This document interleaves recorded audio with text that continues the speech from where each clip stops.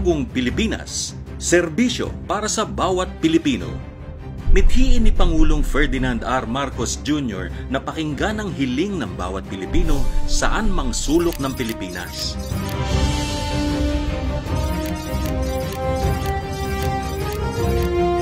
Kaya ang ating Kongreso ay lumikha ng batas upang direktang tulungan ang bawat sektor. Maliban sa programang 4Ps o tulong sa poorest of the poor, nariyan din ang tulong para sa mga minimum income earners o may mga trabaho ngunit kinakapos. Yan ang AKAP o ang Ayuda para sa Kapos ang Kita program.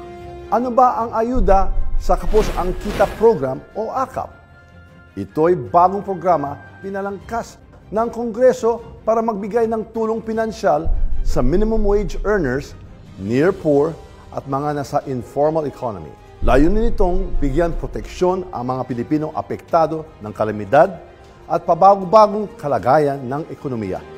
Ang tupad naman ay tulong panghanap buhay sa ating disadvantaged o displaced workers. Kasama ni Pangulong Ferdinand R. Marcos Jr., isang malaking karangalan pong maging bahagi ng tupad. Tungkulin po namin sa House of Representatives na tiyaking may sapat na pondo ang programa. Layunin po ng tupad na bigyan pansamantalang hanap buhay ang ating mga kababayan nang nawalan ng trabaho dahil sa sakuna, pandemya o krisis sa ekonomiya. Hayaan, aalalayan ng ating administrasyon ang mga kababayan nating nawalan ng hanap buhay.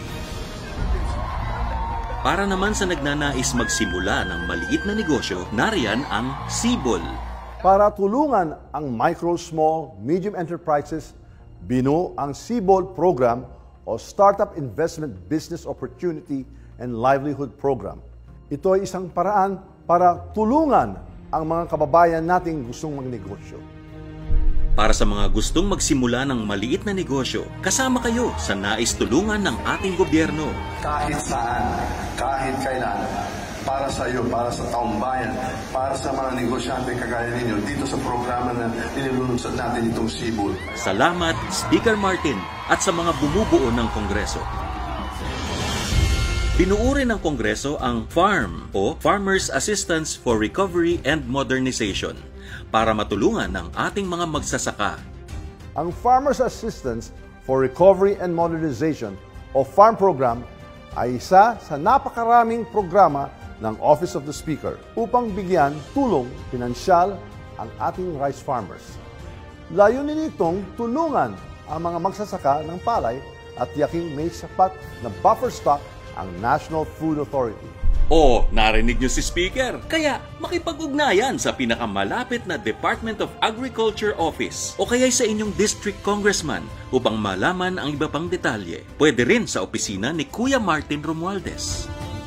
Kung tinulungan natin ang ating magsasaka, tutulungan din natin ang mga kababayang nangangailangan ng bigas. Ito naman ang Cash and Rice Distribution Program o CARD.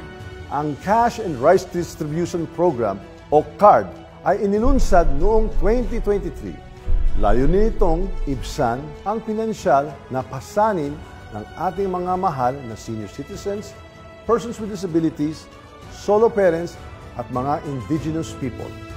Ilan lamang yan sa mga programa ng ating administrasyon para sa lahat ng ating mga kababayan at marami pang iba. O, ginagawa na lahat ng ating gobyerno ang iba't ibang direktang tulong para sa ating mga kababayan.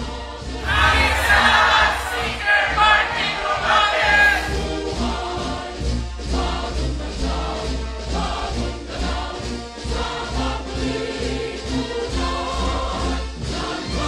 Iyan ang inyong Kongreso. Salamat po, Pangulong BBM. Walang maiiwan. Walang pababayaan. Yan ang Bagong Pilipinas.